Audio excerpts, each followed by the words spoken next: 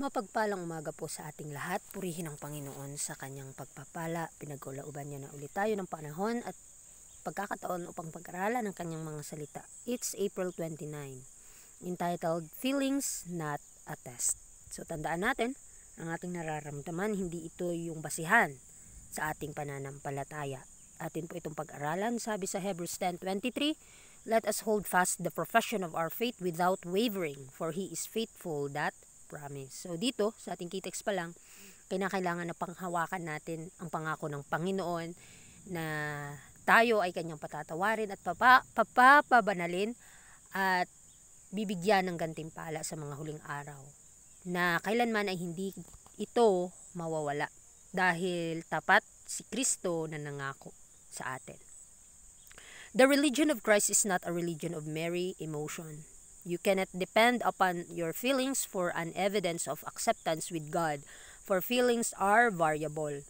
You must plant your feet on the promises of God's word and learn to live by faith. So, tandaan natin na ang relihiyon ni Kristo ay hindi siya yung nagbe-base sa emotion, sa ating nararamdaman. Hindi ito nakadepende sa ating feelings para maging ebidensya na tayo ay tinatanggap ng Diyos. Dahil alam natin mga kapatid, kapag nakadepende tayo sa feelings ay talagang pabago-bago, paulit-ulit. At feelings can change. Kinakailangan na ang ating mga plano ay nakaugat sa paa ng pangako sa salita ng Diyos. At kinakailangan ding matuto tayo na mabuhay sa pamamagitan ng pananampalataya. As soon as one begins to contemplate his feelings, he is on dangerous ground. If he feels happy and joyous, then he is very confident and has very pleasing emotions.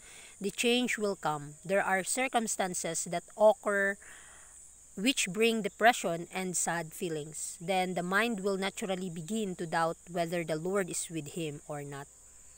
Tandaan natin na tayo ay kinakailangan na magsimula na pagmuni-munihan ang ating pananampalataya na hindi ito nakabase sa ating nararamdaman, dahil napaka-dangerous po kapag ito yung ating ginagawa. Nararamdaman lang tayo kapag tayo nakaka-feel ng kasiyahan, kagalakan, doon lang tayo parang confident na napiplease natin ang ating emotions. But ito ay nababago. At kung darating man ang pagsubok, tayo ay talagang madedepress, tayo ay matatangay sa bagyo ng pagsubok at makakaramdam ng napakalungkot na pakiramdam, at ang ating pag-iisip ay magsisimula sa pag-aalinlangan, sa pagdadalawang isip, dahil nga nakadepende tayo sa ating emotion at hindi nalulugod ang Panginoon doon. Now, the feelings must not be made the test of the spiritual state, be they good or be they discouraging. The word of God is to be our evidence of our true standing before Him. Many are bewildered on this point.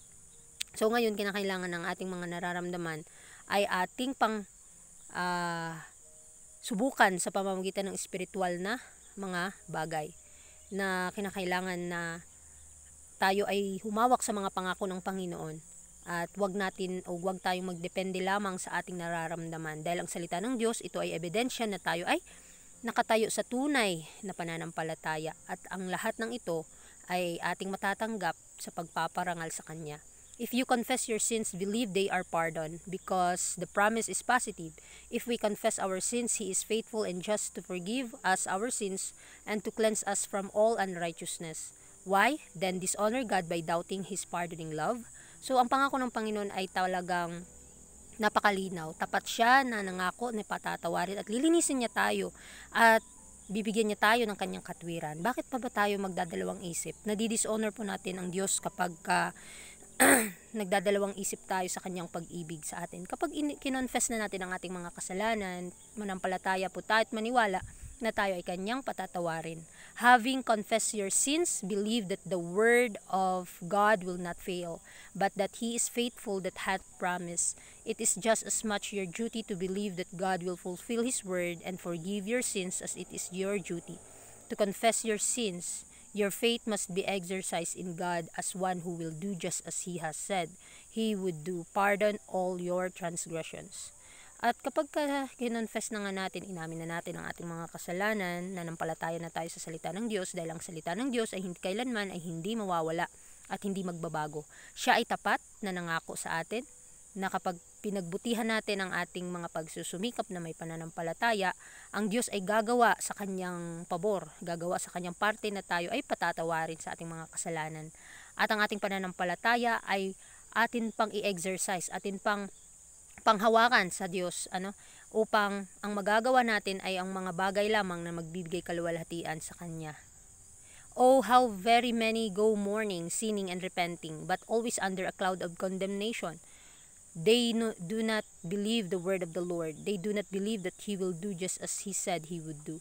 So marami ngayong nakakaalam ng katotohanan, nagkakasala, nagsisisi, ngunit patuloy pa rin silang hahatulan dahil nga hindi nila o wala silang pananampalataya sa salita ng Diyos. At hindi sila nananampalataya na magagawa ng Panginoon ang kanyang pinangako.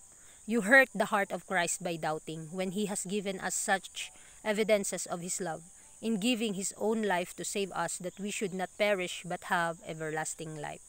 Kapag nakadepende tayo sa ating nararamdaman at nawawalan tayo ng pananampalataya sa Panginoon, nasasaktan po natin ang kanyang puso sa pamamagitan na lang ng pag-aalinlangan. Bakit nga?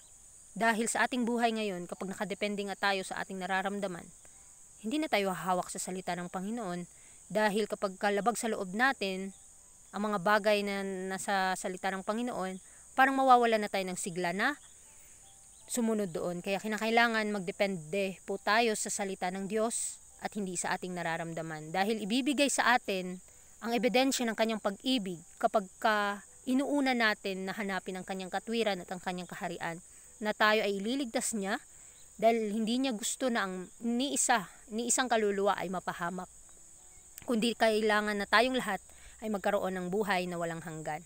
We must trust, we must educate and train our souls to believe the Word of God implicitly. Ito lamang ang tanging gusto ng Panginoon sa atin, na masanay tayo na panghawakan ng salita niya. Tayo ay manampalataya at gumawa na may pag-ibig, dahil ito po ay nagpapabanal sa kaluluwa. At i-educate po natin, i-edukar ang ating pag-iisip, ang ating kaluluwa na manampalataya sa salita ng Diyos ng napakalinaw. Dahil tapat siya na nangako sa atin. Kaya sa pag-aaral natin sa umagang ito, binibigyan lamang tayo ng paalala ng Panginoon na hindi tayo nakadepende lamang sa ating nararamdaman, dahil feelings can change. At manampalataya po tayo at panghawakan ang salita ng Panginoon, dahil dito tayo papabanalin ng ating Diyos. Kaya muli, maraming salamat po sa pakikinig, and God bless sa ating lahat.